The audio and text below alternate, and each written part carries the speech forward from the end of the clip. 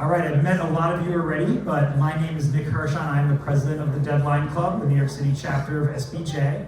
I'm also a journalism professor at William Paterson University in Wayne, New Jersey, about 20 miles west of the city.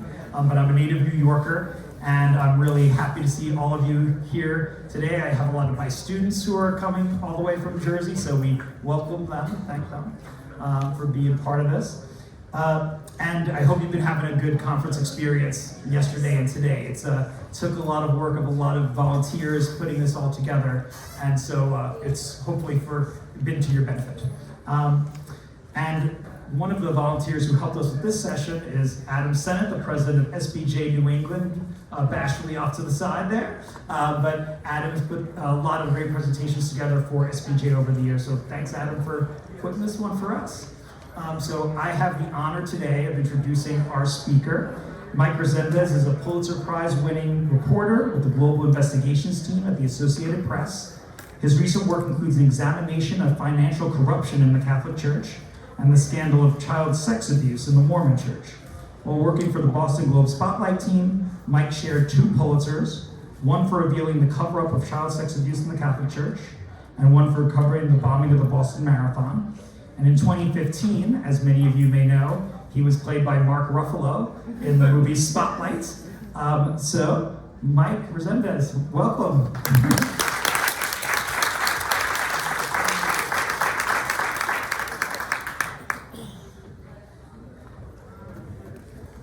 Well, thanks for having me.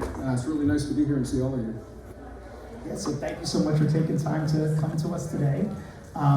I am not from SPJ New England, but I appreciate you welcoming me as a New Yorker. Sure, being collegial.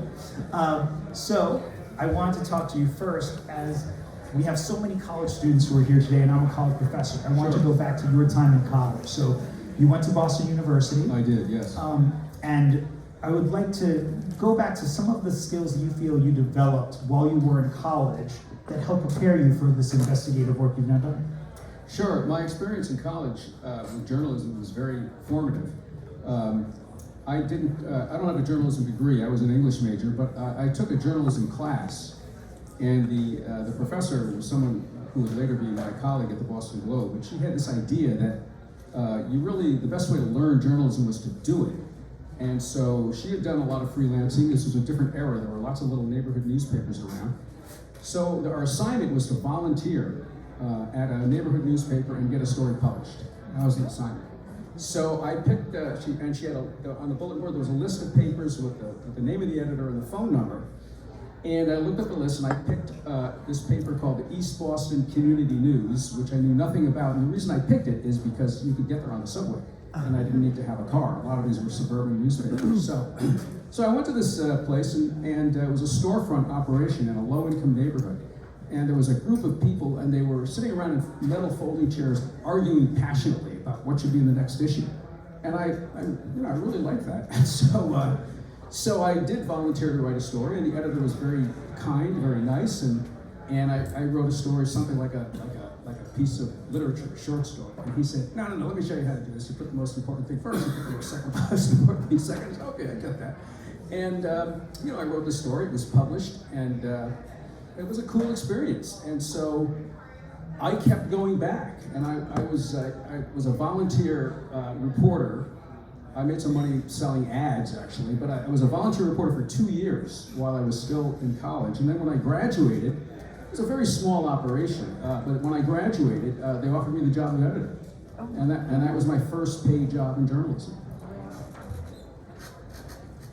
So now, obviously, journalism has changed a lot, but what are some of the skills in particular maybe you feel that remain the same? It sounds like there was some doggedness, and there's obviously the satisfaction of getting that first byline, seeing it in print, but what do you think are like some of those core ideas before we get into technology and all of that? What really has not changed? Yeah, I think the thing that's not changed is the reason we do this. I mean, the East Boston Community News was a rabble-rousing paper. It was not something that just a publication that printed a lot of press releases. We were really advocating for people in a low-income neighborhood against big forces beyond their control. In other words, East Boston, the airport was expanding. There was an arson problem. There were terrible conditions in 2 public housing projects. So we were doing almost advocacy journalism here. We're trying to use journalism to help people who really needed help and to make this community a better place. We're using journalism to try to protect this community and improve the community. So there was a real sense of purpose and cause. And I don't think that's changed. I think today the purpose of journalism still is to give a voice to people who don't have one and to make the world better than it is. I think that's still what we're about. And I had the great fortune of working for a small paper that was very much dedicated to those principles. And as I say, those principles remain fundamental and have not changed. So we've got a lot of folks here who are either college students, recent graduates that are looking to break into the profession. Can you talk a little bit about your experiences getting in? Obviously, it's very difficult. I think especially for this generation of my students, there's not as many news outlets as there once were. It can be a challenge to find reliable pay. You might have to work long hours. Any advice there for these folks? Sure, and I will acknowledge that it is harder to break in than it was. I mean, as I said, when I broke in, there were lots of little neighborhood newspapers where you could start writing, get some experience. There were alternative papers. There was an alternative press in Boston. We had 2 alternative newspapers. I wrote for both of them. But still, I think, as I say, the fundamental principles remain. How do you break in? Well, just break in anywhere you can. I mean, whatever comes your way, whatever opportunity you get, don't waste time thinking about it unless you get to. But just start writing, any way you can for any publication that will publish your work. And, I know it's tough to make a living. I mean, when I started at the East Boston Community News, I was paid very little. And, basically lived in a dump for a lot of years. And so, I think you have to have a real sense of purpose and mission and dedication to make this profession work for you. And you are going to put some time in the early years where you're just writing as much as you can for whoever will publish your work. And hopefully, eventually, you'll catch on someplace that can pay you a living wage. Yeah. And so, obviously, a lot of the students here know you from the Spotlight movie. Sure. Before we get into Spotlight and the investigation into sexual abuse in the Catholic Church, which other investigations from the Spotlight team stand out to you the most? I know you won an SPJ Public Service Award for Debtor's Hell about abuses in the debt collection industry. You had also investigated September 11th attacks, the World Trade Center, the Pentagon, financial corruption, the plight of the mentally ill. What are some stories that really stick out to you before we get into sexual abuse? Sure. One story that stands out to me is I did a series of stories on I can honestly say a hellhole. The place was called Bridgewater State Hospital. It was not a hospital, not licensed as a hospital, not certified as a hospital. It was a medium security prison for men with serious mental illness. And I got onto the story because there was a young kid there, 23 years old, had suffering from schizophrenia, and he'd never been convicted of a crime. He got into a little tussle with an orderly at a hospital, and so they wanted to get rid of him, so they filed misdemeanor assault charges against him. He ended up at Bridgewater State Hospital for a psychiatric evaluation that he never received because before he could have the examination, he was killed by guards as they were putting him into 4-point restraints, which was an illegal procedure. So I started reporting on this piece of the story, and I just kept digging and found more and more outrages, more people who had died without really being noticed, procedures that were completely illegal against the law. And I think I wrote something like 25 stories over the course of a year. And eventually 3 of the guards who were involved in the death of this kid who I started reporting on, they were indicted. And more important, the entire place was significantly reformed. The governor got involved, and he had a proposal to take management away from the Department of Correction, get rid of all the prison guards, which was the problem, have them replaced with trained mental health workers, and the place just became much more of a hospital, much more humane. People stopped getting killed there, and I felt a lot of satisfaction in bringing reform to this institution. Yeah, so hopefully we're going to have, by the way, opportunity for all of you have questions. Mike and I talked about beforehand, we want to give ample time for everybody here to ask questions, so start thinking about your best ones. So as we get into Spotlight, the investigation that spawned the movie, if you could go back in time and tell your younger self right before you started doing that investigation, one thing about how that story would change your life, what would you say? I'm sorry, what is the question? If you could tell your younger self before you started that Spotlight investigation, one thing about how it would change your life, maybe something you weren't expecting about how that changed your life. Obviously, you weren't expecting to maybe make this Oscar-winning movie and Mark Ruffalo to be playing you on screen, but how did that change you? Well, one way it changed me is, I grew up a practicing Catholic, and most of my family are still practicing Catholics, and I had become a lapsed Catholic, but I thought maybe someday I would go back, and maybe I was looking for a way back. I had the political positions of the Catholic Church did not particularly appeal to me, but I thought, maybe someday. But after doing this story, and running into the lies, repeated lies, the mendacity of people who were supposed to be moral leaders covering up these horrific crimes. And at that point, I was no longer a lapsed Catholic. I think I was a collapsed Catholic. And it just made it impossible for me to have any meaningful relationship with the Catholic Church ever again. So I know that story had a lot of evolution. We see in the film how maybe originally it wasn't taken as a super serious story to investigate, or the challenges that it would bear going against the Catholic Church in such a place where it is an institution like in Boston. So anything that says about how it evolved? Yeah, as the movie accurately shows, by the way, the movie is remarkably accurate for a Hollywood production, and remarkably accurate as a vehicle for telling a 5-month investigation in 2 hours. It's just a remarkable piece of work. But the criticism, and the movie reflects this at the beginning, was the story's already been done. What's the big deal here? The story's been done. And as a matter of fact, there had been several scandals of clergy sex abuse before the Spotlight team came along. There was a big scandal. The first one was in Louisiana. There was a big scandal in Texas. There was a big scandal right in New Bedford Diocese of Massachusetts that the Globe covered very well. It was 10 years before the Spotlight. So the criticism was, hey, what are you guys doing? It's already been done. But of course, it had not been done. And what made our story so significant and different than anything that had come before is that we weren't just writing about clergy sex abuse. We were writing about the cover-up of clergy sex abuse.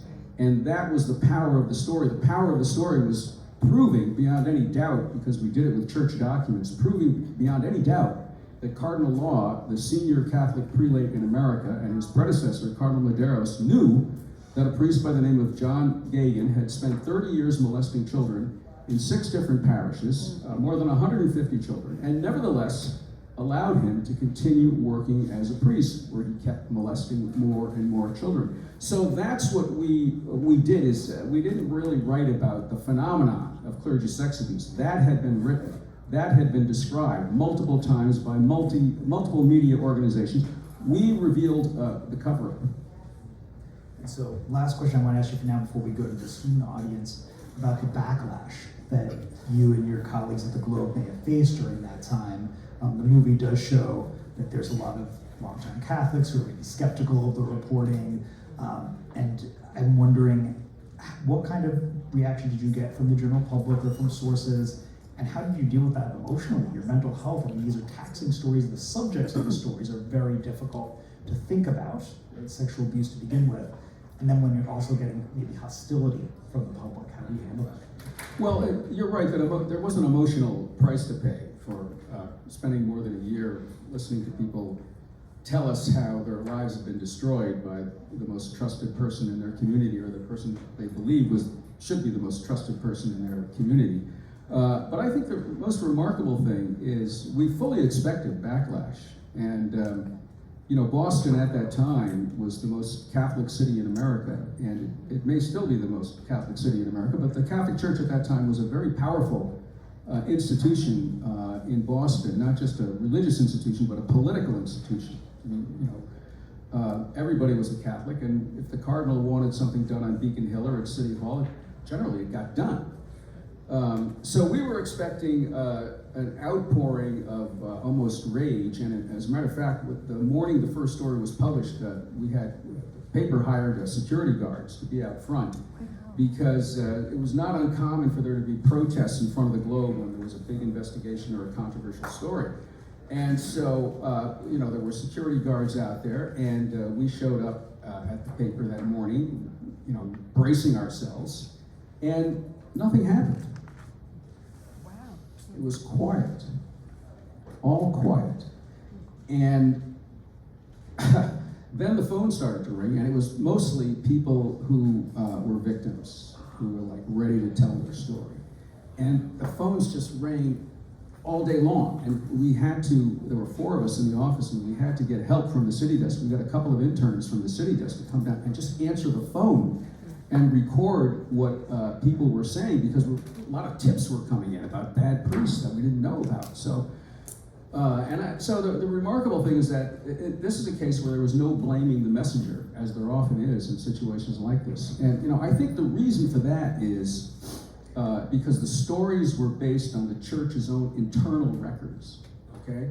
So it was not based on anonymous sources, it wasn't based on named sources, it was based on letters that Cardinal Law had received, letters that he had personally written, multiple communications from priests to the hierarchy, showing that the hierarchy knew exactly what was going on and did nothing about it except sending these priests to these phony baloney rehab centers for 6 months or so, and then allowing them to continue working as priests. So I think because the story was irrefutable, there was rage and there was anger, but it was directed where it should be, which was at Cardinal Law. And I think people felt that Cardinal Law had sullied an institution that they revered and believed in. And so I think the blame was placed in the appropriate place. So we didn't have to deal with the backlash that we expected. In fact, it never happened. Wow. That's good to hear. Yes, so I'll go to some questions. David. Yeah, hi. One thing I've remarked about in the past is that the movie Spotlight probably generated multiple times the revenue the actual Spotlight team generated from the Boston Globe. So I don't know what you might have to say about that, but one thing I'm curious about is, in the years that have passed since then, do you feel that the Catholic Church has made up for, we've had it now 3 folks, we're gonna have another one pretty soon. I'm just curious if the Catholic Church has made up for the abuses that took place. Sure, so those are 2 very different questions. The first one is, what do I think about the revenue that the movie generated? Well, I don't think this was a low budget movie, and the actors all worked for, they didn't get their usual fees. I mean, this was a movie that was shot for $20 million.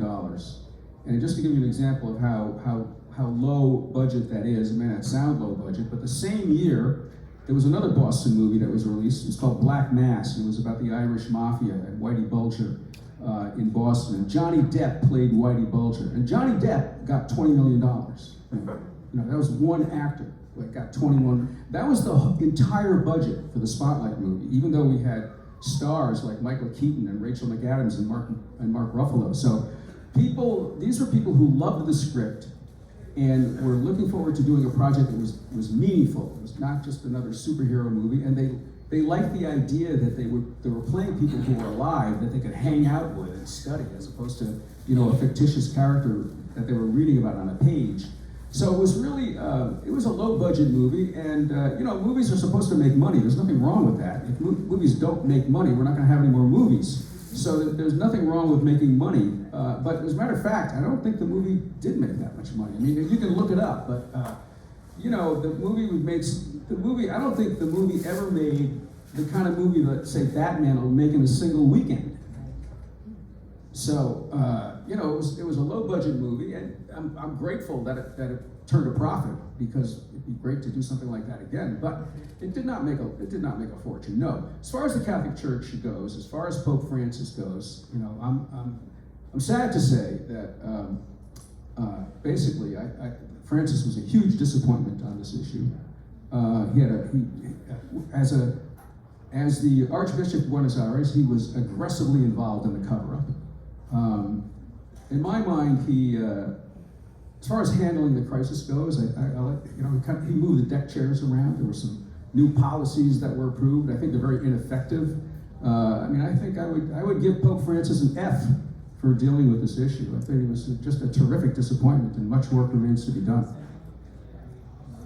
Yes, next question, Ken.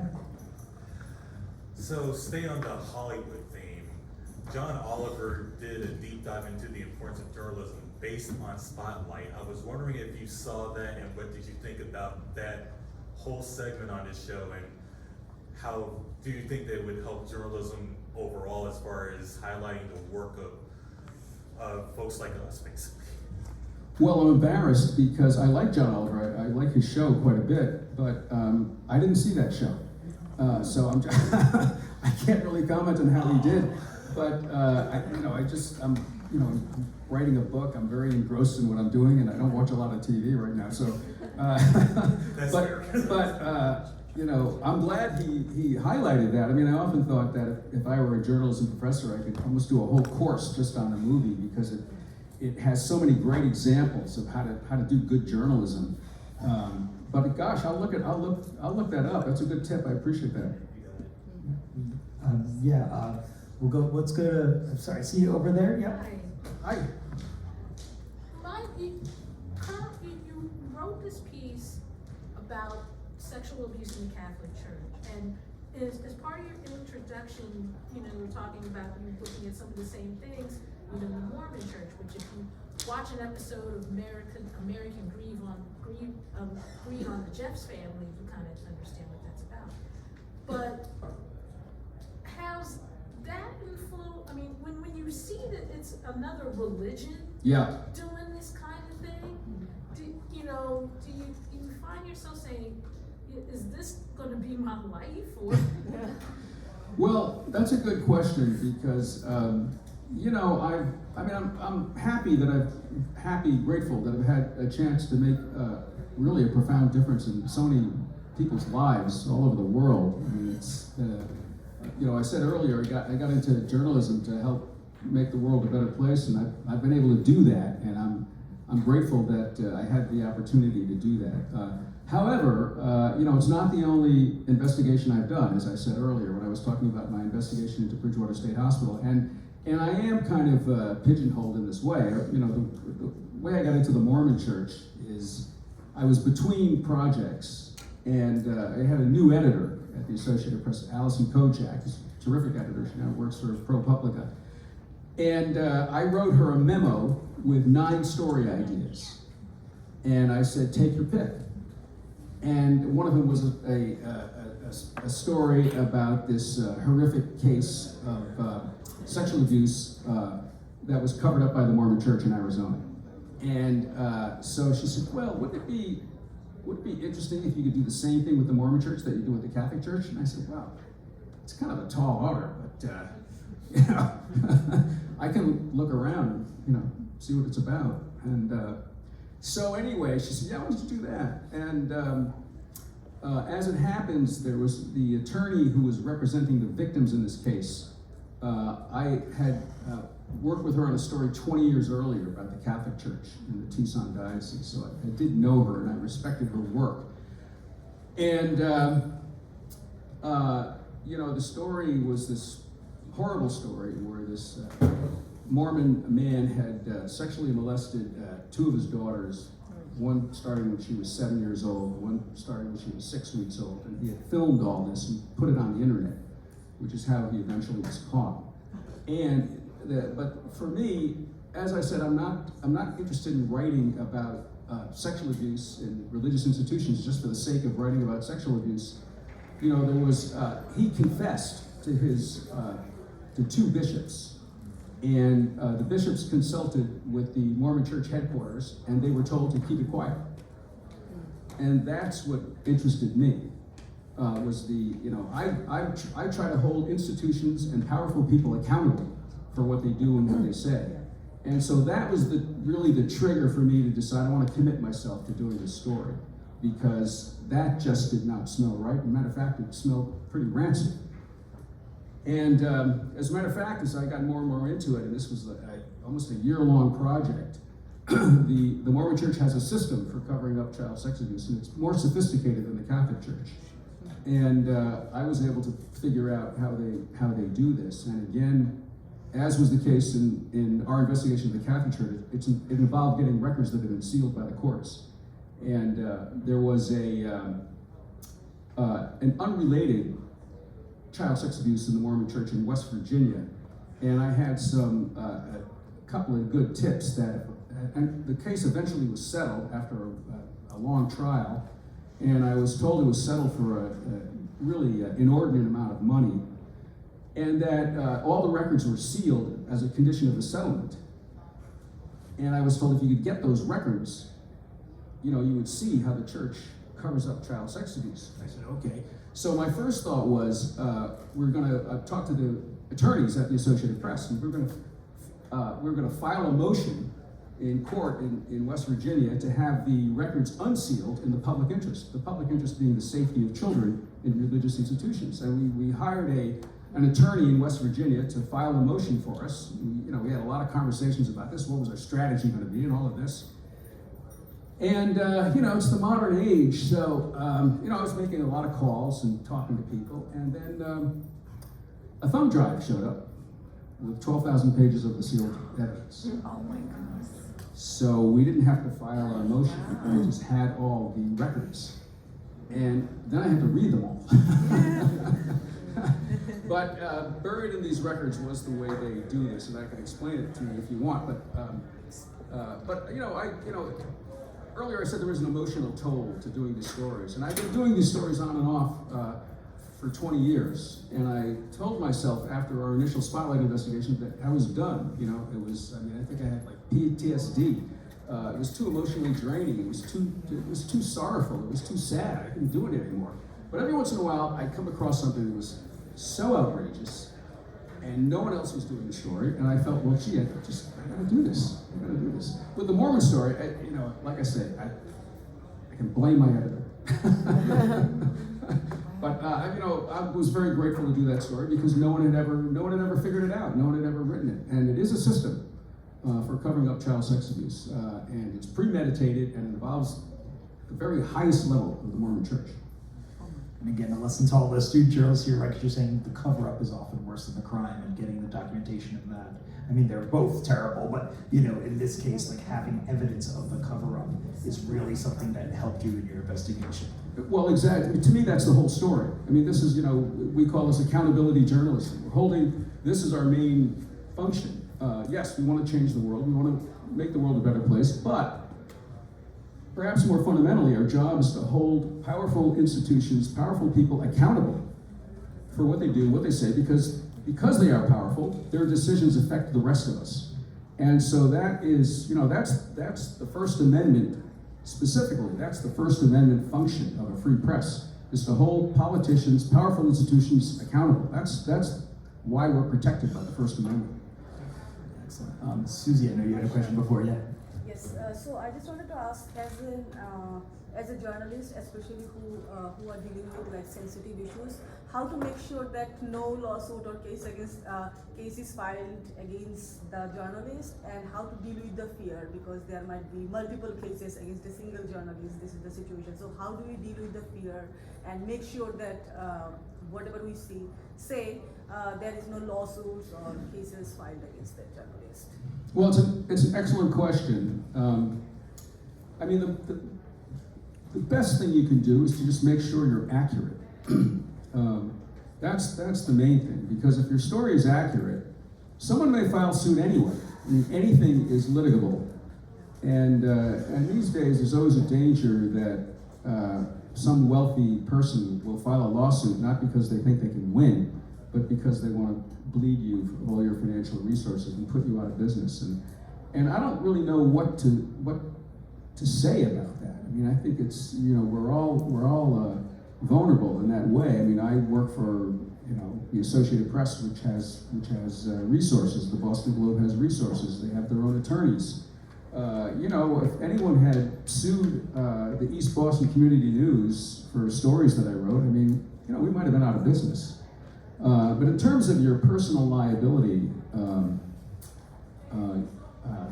the court decisions that protect us are very, very strong. You know, it's a high bar to have a jury convict a journalist for a story. You have to be inaccurate, and you have to be inaccurate with malicious intent.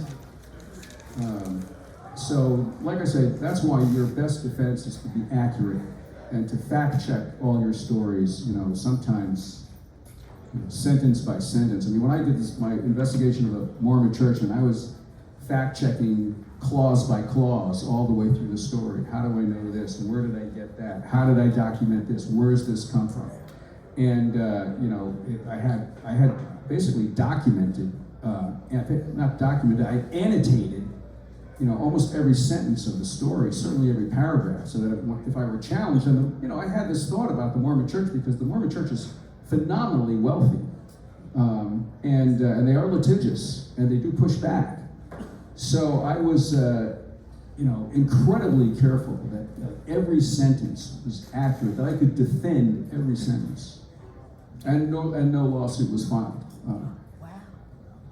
That's incredible. Yes, Julia. We were talking about these clues that were coming in, and when you're looking at this investigative journalism, how do you balance the sources you have and the revealing of maybe uncomfortable truth?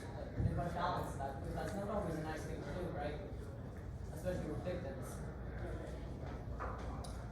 Well, I'm not sure I fully understand the question, but there are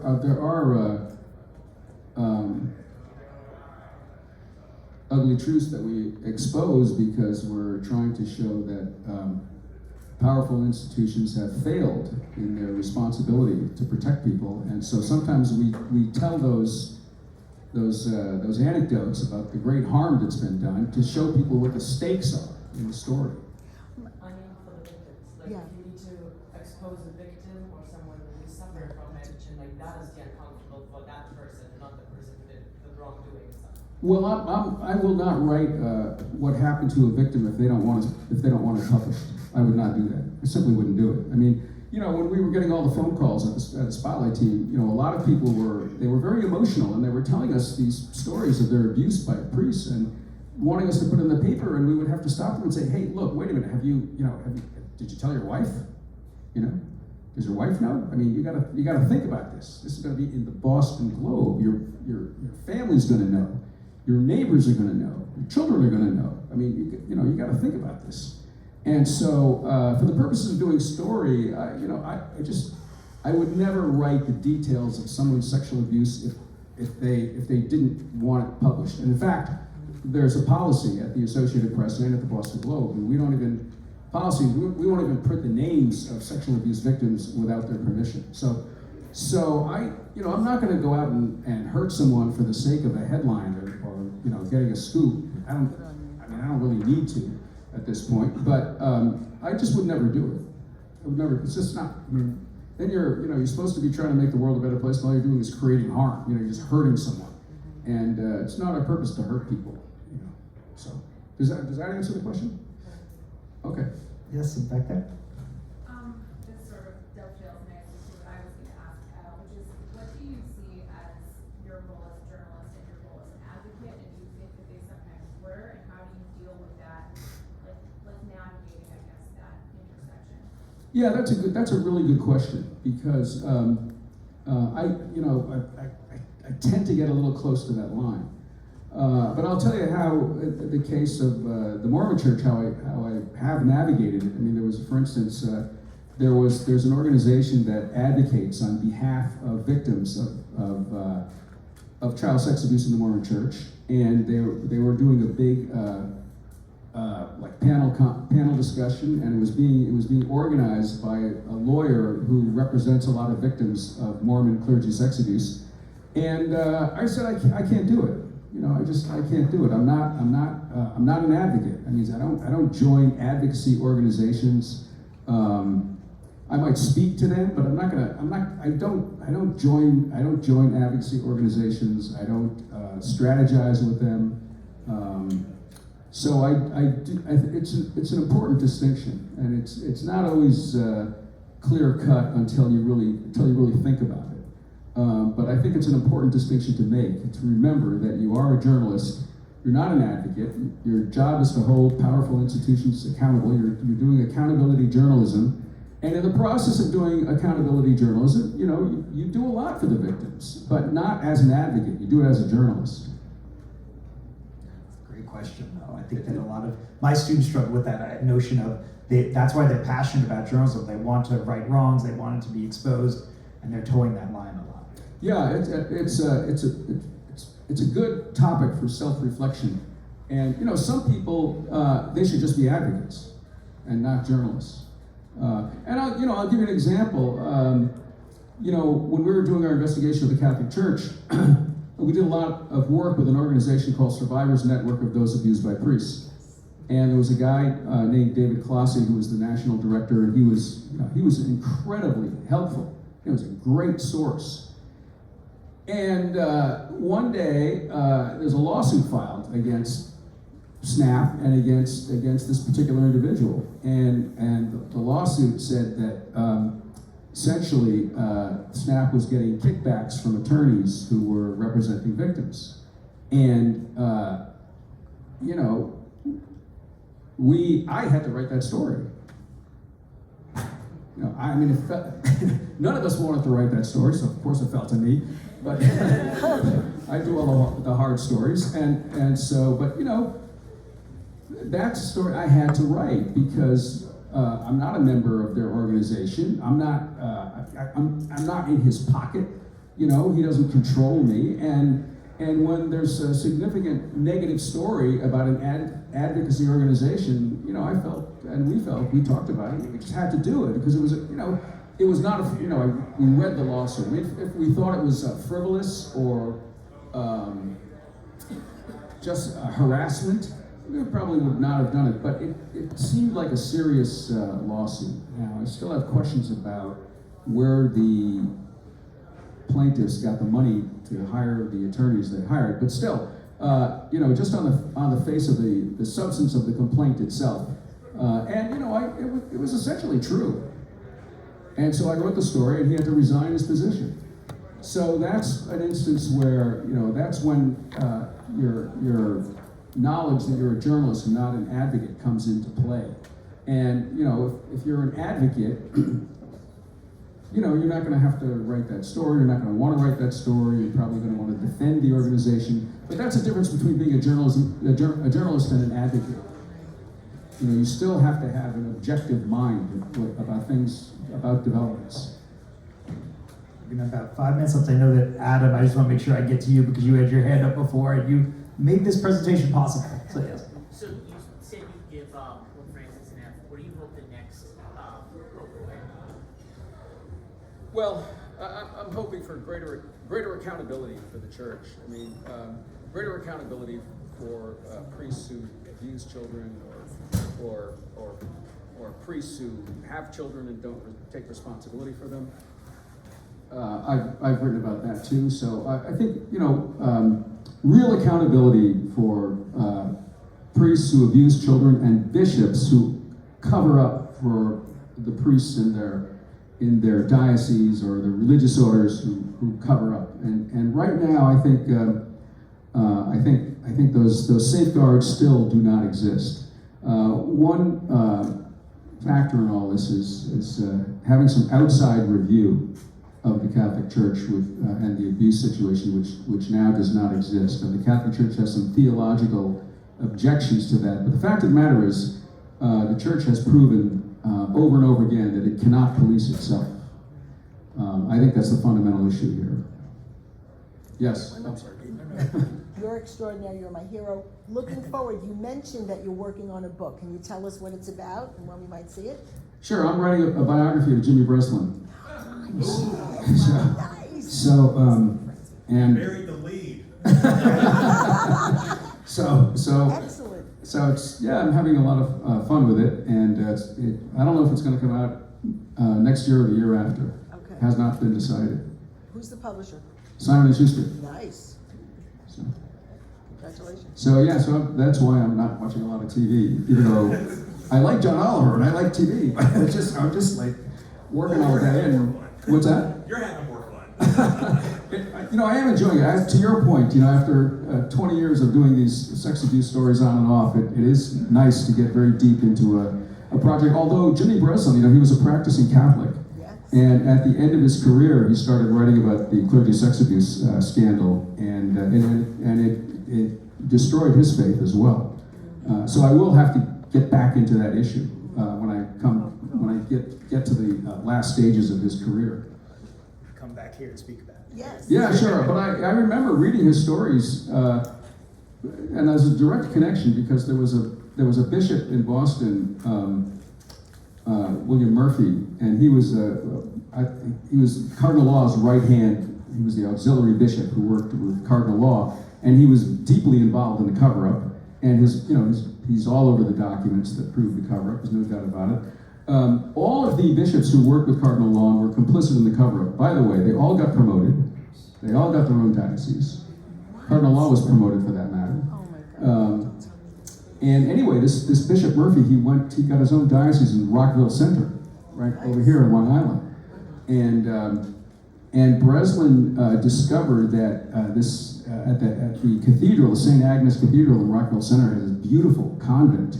And there were a group of elderly nuns living there. And Breslin discovered that Murphy evicted the nuns and turned the convent into this palatial home for entertaining people, big garage and all, multiple bedrooms and all this stuff. So Breslin started calling him Mansion Murphy in his column in Newsday. And I remember reading it, when I was sitting in the Spotlight office and reading his column and just, really cheering him on. So I think we have time for one more question. I'm going to have a burning question to end us out. In a group of journalists, there's not a single man. Okay. All right. Well, Just we thank thank you. you so Thank much you for so coming much. out here. Sure, my pleasure. Yeah, good to see you all. Yeah.